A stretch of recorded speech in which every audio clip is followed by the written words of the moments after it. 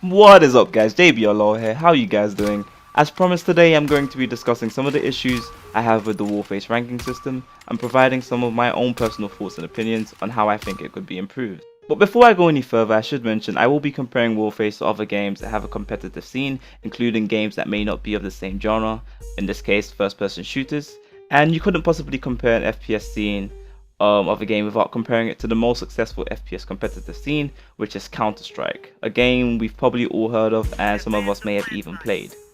So Counter-Strike Global Offensive, better known as CSGO, is doing incredibly well for itself right now, despite the whole recent gambling cascade with some rather well-known popular YouTubers. Arguably, this is due to its enormous competitive scene with prize pools of up to $1 million.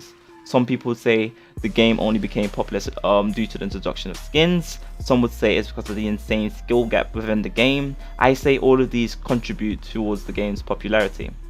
However, due to the skill gap, it only made sense for Valve to introduce a matchmaking system where individual ranks was completely based on skill, how the person performed in a game. In order for you to even participate in a ranked game on CSGO, you would first need to reach rank 3. Let me elaborate upon this. Do not mistake this for the Warface ranks. There are two sets of ranks in CSGO, kind of like Warface. One rank is determined by your XP, which you get for playing and completing games. This will continue to increase regardless of any losses you may take. The other, for the majority, is based on your individual skill level and performance in competitive ranked games. So the main ideology behind this being players would have gained enough experience at rank 3 by playing other game modes instead of the ranked mode, like Deathmatch, Casual, which is a 10v10 more frantic version of the main competitive mode, which by the way is a plant the bomb mode, or Arms Race, which is basically gun game for all you Call of Duty lovers.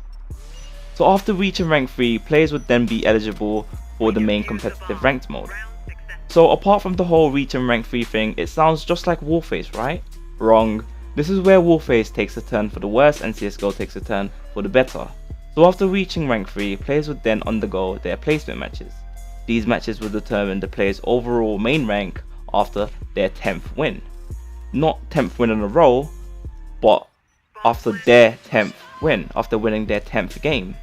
The placement matches will take into consideration things like the player's headshot percentage, their accuracy, and where they finished on the table at the end of the game. So if they were first, if they were second, if they were third, and so on. As well as things like if they won the game or if they lost the game. Additionally, if the players lost the game, it wouldn't take away that one loss from their total wins. That wouldn't make any sense, as the ELO system, their rank is completely determined by an average of the player's performance over their games.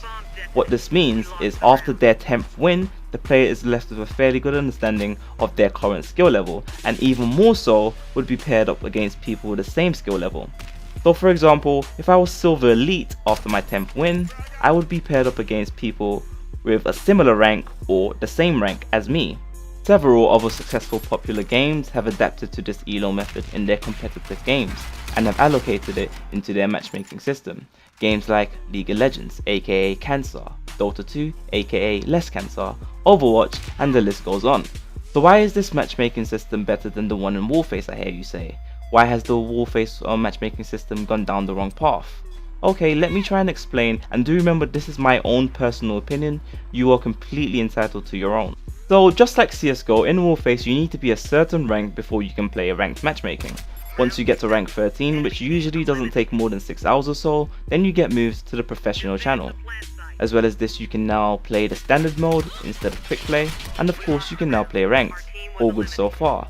But here's where things start to go bad, and I want you guys to really think about this. The majority of people between ranks 1 and 13 will play Team Deathmatch. The rest will play modes like Free For All, Domination, Storm, and some will play Plant the Bomb. This is because most new players want as much action as possible. In Plant the Bomb, you basically live once unless you have a medic on your team, and even then, you're not guaranteed a revive because most medics at this level won't know how to use their abilities. Additionally, most people don't want to play medic because they've seen MLG quickscoping videos on YouTube and want to be the next phase member. Or they want to use an SMG or an assault rifle so they can shoot past their feet. What this means is that a vast number of players will go into a ranked game with absolutely no idea of what they are doing, immediately putting their team at a disadvantage. Do remember this is a ranked competitive game. what should be the pinnacle of any game's game mode. People who participate would be expected and should be expected to at least know the map, at least know the game mode, and at the very least be able to communicate with their teammates in order to have the most immersive experience possible, right? However, this is so very not the case, and I'm sure some of you guys will know exactly what I'm talking about. How many times have you been in a ranked game and your whole team decides to go to 2, for example? But for some reason there's always that one guy who will go to 1, and what's even worse is when that one guy is with the bomb, and what's even worse is when nobody notices he has the bomb and you all get to site 2 and it's completely clear and you notice Mr. MOG over there who went to 1 is dead and he's surrounded by enemies, making your life that much harder. And this is just one of the major problems with matchmaking.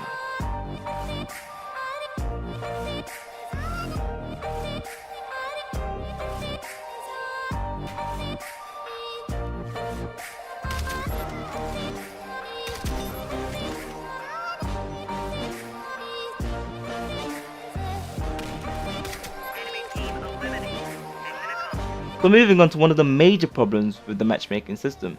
It's completely random. Completely random. It isn't based on skill, it isn't based on rank, it isn't based on your level. It's completely random. And what I mean by this is, unless you're on a queue with friends or people you know, you will be paired with completely random ranks, anywhere from rank 13 to rank 80. How do I know this? Take this gameplay for example. I'm ranked 21. This was my first rank match of the season. I'm level 41 and I have a KD of 2.5 on average. I've been paired up with a level 42 who has a KD of 0.7, a rank 32 who has a KD of 0.5 and is rank 18, a level 35 who has a KD of 1.2 and who wasn't even ranked.